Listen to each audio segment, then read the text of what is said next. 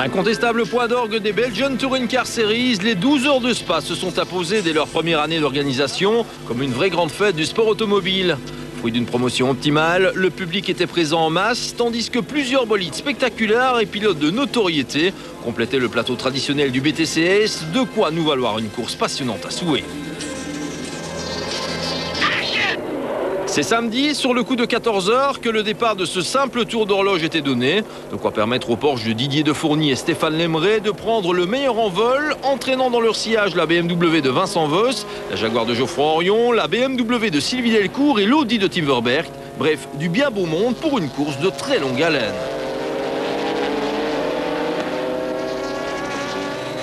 Il ne fallait pourtant pas attendre la fin du premier tour pour assister à un fait de course majeur. Lancé dans la courbe rapide de Blanchimont, la BMW de Sylvie Delcourt et l'Audi de Tim Verberg se touchaient à vive allure, de quoi envoyer les deux bolides dans le mur.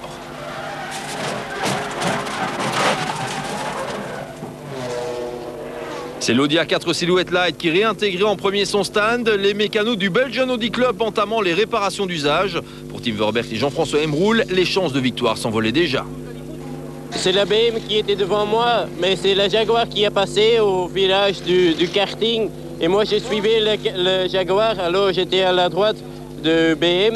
Et sur la ligne droite, elle est venue pour me pousser à l'extérieur. C'est la police, quoi. Quelques minutes plus tard, Sylvie Delcourt parvenait à son tour à ramener sa BMW M3 Silhouette dans la pit lane. Et dans la voix de la Liégeoise, on percevait émotion et incompréhension. J'ai senti un choc à l'arrière droit et c'était l'Audi qui m'a, à mon avis, touché au niveau de la jante. Est-ce que le pneu a éclaté ou quoi, j'en sais rien. Et j'ai perdu le contrôle de la voiture.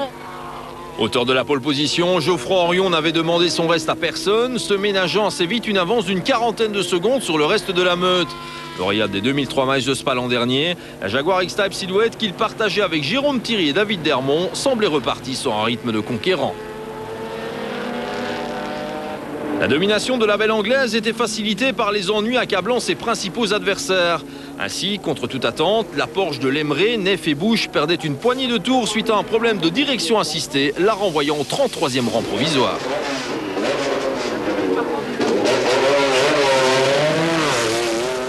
Dans le clan BMW, ce n'était pas la joie non plus, puisqu'après l'abandon de la voiture de Sylvie Delcourt, David Loax et Loïc Demant, la M3 Silhouette de Lupan, Corbusier et Slaus réintégrait son stand après en contact avec un véhicule plus lent. Quant à la spectaculaire M3 Groupe A Douleur Motorsport de Vincent Voss, Frédéric Bouvy et Dieter Quester, elle s'immobilisait sur la piste, différentiel hors d'usage. De retour au stand, il paraissait évident que ses chances de victoire frisaient désormais la nullité. Je roule dans cette voiture aux 24 heures du Nürburgring dans un mois. Et c'est important pour nous de faire des kilomètres. Et puis l'année dernière, on se souvient qu'on s'est arrêté pendant une bonne grosse demi-heure et qu'on a quand même terminé second. Donc rien n'est jamais perdu et on va remettre tout ça en ordre et repartir. La première partie de course était également marquée par la très belle prestation de la Volvo S60 de Vincent Radermaeker, Éric Jamard, Alain Lacassaigne et Fernand Néry. Une voiture qui disputera la deuxième partie de saison en BTCS. Un moment pointé au 5e rang, la belle Suédoise finissait pourtant par disparaître des tablettes, moteur hors d'usage. Handicapé dès le début de course par un problème électrique, la BMW de Jean-Pierre Van de Wouwer, Stanley Linertz, Jacques Morlet et Armand Fumal effectuait la plus spectaculaire des remontées, passant de la 44e place au moment du départ au 5e rang final à l'issue des 12 heures de course, avec en prime la victoire en catégorie tourisme. Au sommet du classement, tout s'annonçait pour le mieux pour la Jaguar X-Type Silhouette qui caracolait en tête avec plusieurs tours d'avance sur la Porsche 996 GT3 Cup de Lemray, Neff et Olivier Bush, bien revenu après ses ennuis de direction en début d'épreuve.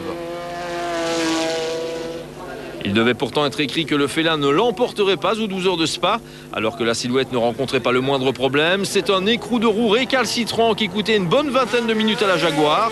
Remonté en piste au 3e rang, Geoffroy Orion se fendait alors d'un relais qui restera gravé dans les mémoires. Les mécanos ont tellement bossé qu'il fallait donner le maximum. J'ai essayé et puis je crois que j'y suis plus ou moins arrivé. Alors j'espère que Jérôme va terminer le travail et puis au champagne, j'espère, je croise les doigts.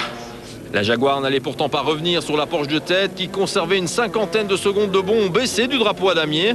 Un moment pointé au 33e rang, Lemray, Neff et Bush décrochaient le gros lot, non sans effectuer une superbe affaire au championnat.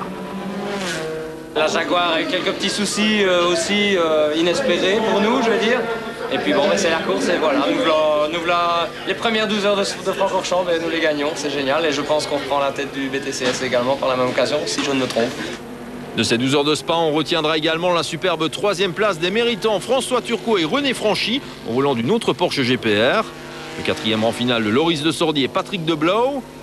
La 7e position de l'Audi officiel à l'issue d'une infernale remontée. Ainsi que la victoire en classée de la petite Lotus Elise de José Close et Philippe Ménage. En guise de conclusion, on ne peut que tirer un coup de chapeau aux organisateurs de ces 12 heures de Spa, une épreuve de fond déjà passée au rang de classique du calendrier belge.